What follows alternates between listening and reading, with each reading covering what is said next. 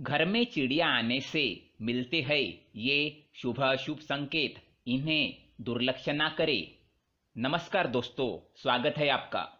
प्राचीन काल में ऋषि मुनियों की ये मान्यता थी कि प्रकृति हमें अनेक छोटी मोटी बातों के संकेत देती है। ये संकेत आपके भविष्य से जुड़े भी हो सकते हैं।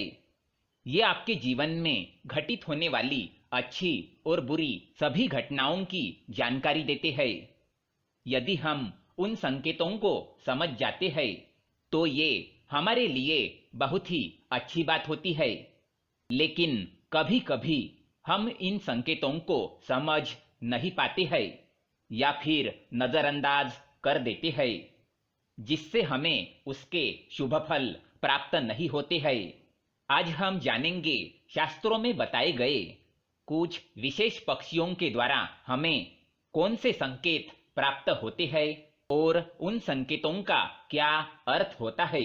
तो आइए जानते हैं विविध पक्षियों के घर में आने से कौन से संकेत मिलते हैं। साथ ही हम बात करेंगे एक ऐसे खास पक्षी के बारे में जिसका घर पर आना बहुत ही शुभ माना गया है। वो पक्षी साक्षात माँ लक्ष्मी का वाहन ही है। अगर ये पक्षी आपके घर पर आकर ये 3 संकेत देता है तो समझ जाइए कि आपके दुखों का अंत होने वाला है। आपका अच्छा समय शुरू होने जा रहा है। आपके जीवन में धन से जुड़ी जितनी भी समस्याएं हैं वह सभी समाप्त होंगी। तो आइए जानते हैं घर पर पक्षी आने से कौन से संकेत मिलते हैं। सबसे पहला पक्षी है कबूतर। दोस्तों, पक्षी शास्त्र में कबूतर को प्रेम संबंधों से जोड़कर देखा जाता है। कई लोगों को कबूतर प्रिय नहीं होता है, लेकिन कबूतर को एक शुभ पक्षी माना गया है। कुछ लोग कबूतर घर पर आने पर उसे भगा देते हैं क्योंकि वे गंदगी फैलाते हैं। लेकिन दोस्तों, घर पर कबूतर का आना विशेष संकेत समझा जाता है। यदि आपके घर के मुख्य द्वार पर अथवा खिड़की पर कबूतर आकर बैठ जाए तो आपको धन की प्राप्ति हो सकती है। लेकिन कबूतर का घर में घोंसला बनाना शुभ नहीं माना जाता है। यदि आपके घर पर कबूतर आए तो उसे अन्न अवश्य डालें, इससे आपकी मनोकामना पूर्ण होती है। दूसरा पक्षी है मोर। मोर एक बहुत ही शुभ और पवित्र पक्षी माना जाता है। ये माँ सरस्वती जी का वाहन होता है। साथ ही ये भगवान कार्तिकेय जी का भी वाहन है। भगवान श्री कृष्ण भी अपने मुकुट में मोर का पंख धारण करते हैं। इस कारण से ये पक्षी सभी के लिए पूजनीय है। यदि आपके घर पर कहीं से मोर आकर बैठ जाता है तो इसे शुभ संकेत समझना चाहिए। मोर के घर पर आने से उस घर का विकास होता है, उस घर के शत्रुओं का नाश होता है और घर में रहने वाले सदस्यों में प्रेम और विश्वास बढ़ता है। साथ ही मोर के दर्शन होना भी अत्यंत शुभ माना गया है। यदि आप किसी कार्य के लिए जा रहे हैं और आपको मोर के दर्शन हो जाए तो उस कार्य में सफलता मिलने की संभावना बढ़ जाती है। लेकिन ध्यान रहे, मोर को मारना बहुत बड़ा पाप माना जाता है। तीसरा पक्षी है चिड़िया। दोस्तों, यदि आपके घर पर चिड़िया आती है और घोंसला बनाने लगती है तो इसे शुभ संकेत समझना चाहिए। माना जाता है कि जिस घर में चिड़िया घोंसला बनाती है उस घर में धन संपत्ति आती है। यदि चिड़िया ने आपके शरीर पर अथवा और खासकर आपके सिर पर बिट कर दिया तो ये बिल्कुल भी अशुभ नहीं होता है। ये तो किसी शुभ समाचार का संकेत होता है। आपको जल्दी ही कोई शुभ समाचार मिलने वाला है। घर में भी कहीं पर अगर चिड़िया बिट कर देती है तो यह भी बहुत अच्छा संकेत होता है। दोस्तों, चिड़िया बहुत ही डरपोक पक्षी होती है।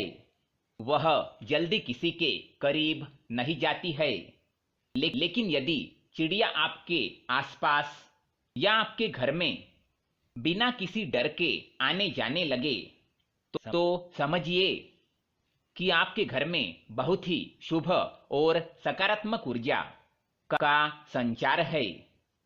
ऐसे घर में रहना बहुत ही शुभ होता है। यदि किसी दिन बहुत सारी चिड़िया आपके घर के छत पर आकर चहचहाने लगे तो समझिए कि आपके घर में कोई बहुत बड़ा शुभ प्रसंग होने वाला है, कोई खास समाचार मिलने वाला है अथवा किसी विशेष कार्य में सफलता मिलने वाली है। चौथा पक्षी है उल्लू। दोस्तों, उल्लू के विषय में कई ऐसी बातें और मान्यताएं हैं जो आज भी उसे शुभ और अशुभ के बीच में उलझाए रखती है। कई लोग उल्लू को अत्यंत शुभ मानते हैं तो कुछ लोग ऐसे भी है कि उल्लू को अशुभ समझते हैं।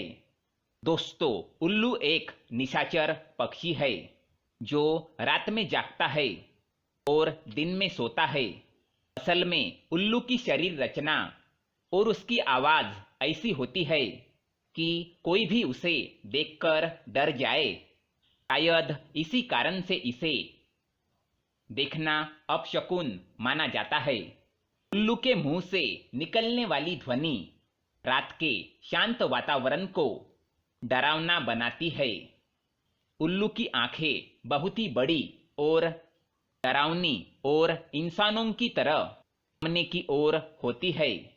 कान भी बड़े होते हैं। चेहरा बादाम के आकार का होता है। उल्लू अपनी गर्दन और आंखों को चारों ओर घुमा सकता है। भयानक दिखने वाले इस पक्षी की आवाज भी भयानक होती है।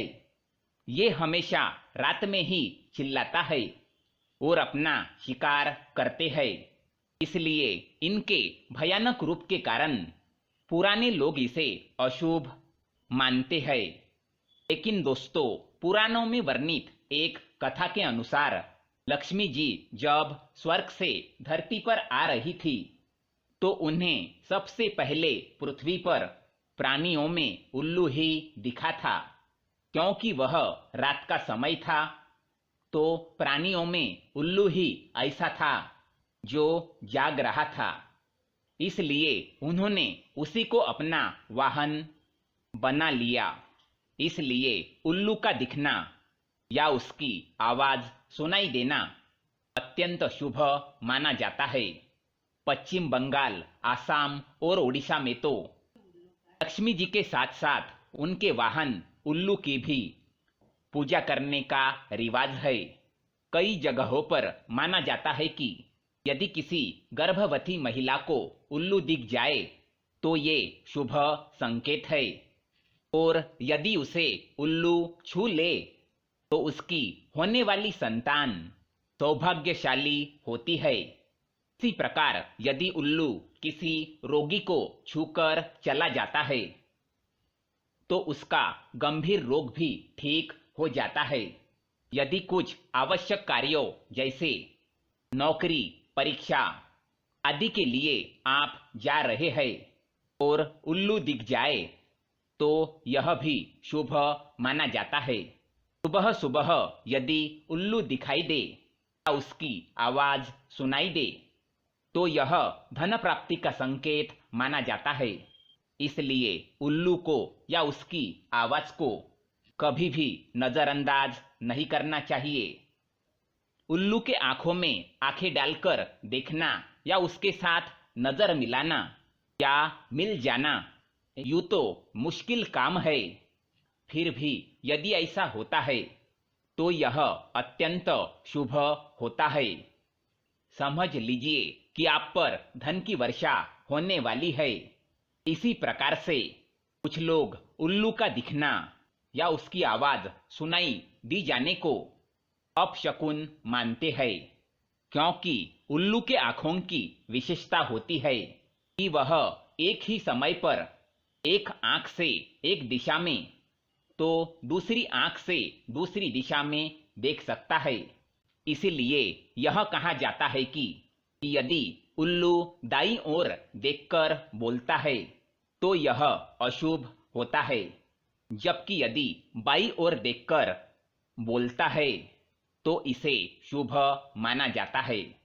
कहते हैं कि उल्लू जिस घर पर बैठ जाता है वो घर भी जल्दी ही बैठ जाता है, अर्थात बर्बाद हो जाता है।